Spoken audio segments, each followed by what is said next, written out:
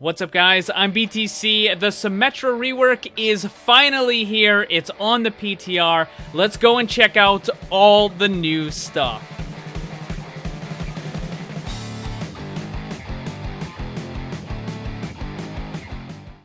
So the first thing I want to show you before we even get into the new abilities and stuff is the hero select screen has changed. So we have tank, damage, and support now. So all of the offensive and defensive characters have been lumped together into just the damage category. Alright, so let's go into game.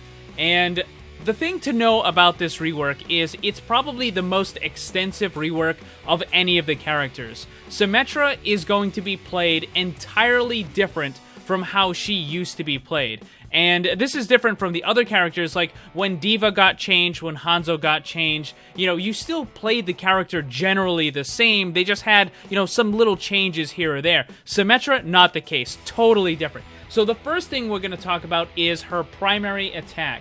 So the photon projector no longer locks onto the target. The range has been increased to 10 meters. Damage ramping now takes 2 seconds per damage level instead of 1 second, and damage ramp increased from 30, 60, 120 to 60, 120, 180. So she's going to be doing 180 damage a second once it's fully charged up. And now it will generate ammo instead of spending it whenever you're hitting a barrier. So let me show you. This is the left click here. It does look very similar to like a Zarya beam would. And as you're attacking, you'll notice it starts to charge up. And then it gets really, really charged up. Let's go and find some other targets over here so I can give you a little bit better idea of what the fully charged one looks like.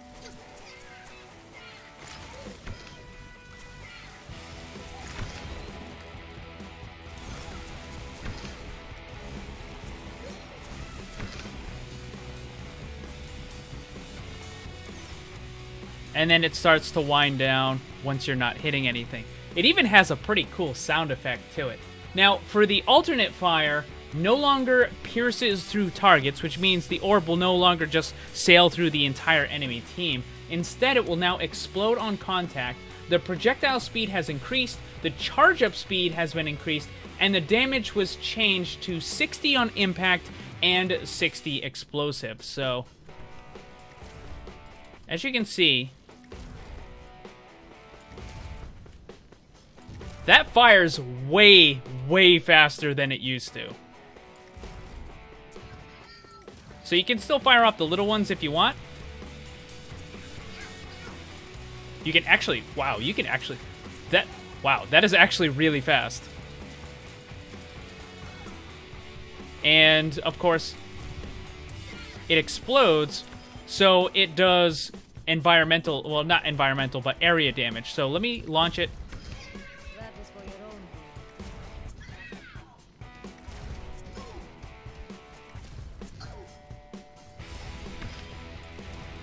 So that's pretty cool. Next up is the sentry turrets. So the turret is placed like a projectile instead of being set in place. So where before you would just, oops, I didn't mean to do that. So where before you would just kind of like, put it on the wall or whatever, now you actually throw it.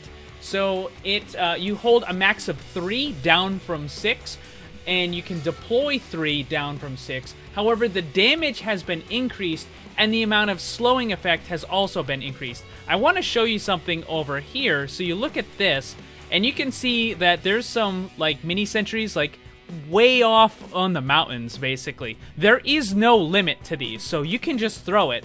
And that is just going to keep going on and on and on and on until basically it hits the edge of the map.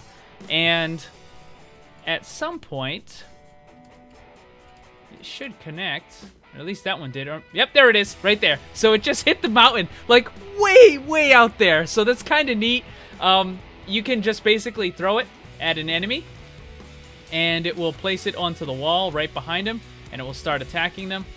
Although that one actually does seem to be bugged. Oh no, it's attacking him. I was like, maybe it's inside and it's too close. But you can throw these. They can be destroyed in the air by the enemy, so you don't want to really throw it directly at them. but you kind of want to throw it to the side or above or something like that. So this is going to give you a lot more freedom to use this ability. And you're going to be able to be a lot more aggressive with it. The next thing is the teleporter. This is now a regular ability, completely changed. Can now place the exit up to 25 meters away from Symmetra. The entrance will automatically be built in front of Symmetra rather than in the team's spawn room.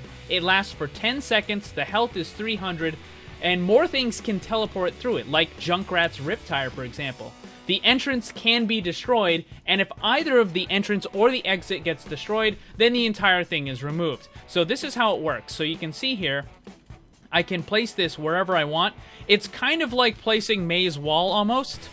And when I place it, it's going to put the entrance and the exit. And then when I'm standing in it, you'll see there's an activation button.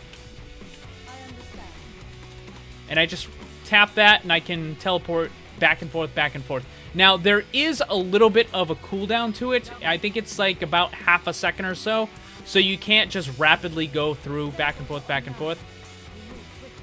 Also, you might actually have to set up the interaction button, because I did. When I first logged in, there was no, like, it was telling me, you know, press the button to teleport, but, like, there was no button, so I had to actually go into the config and set it. But this is pretty cool. This gives a lot of possibilities.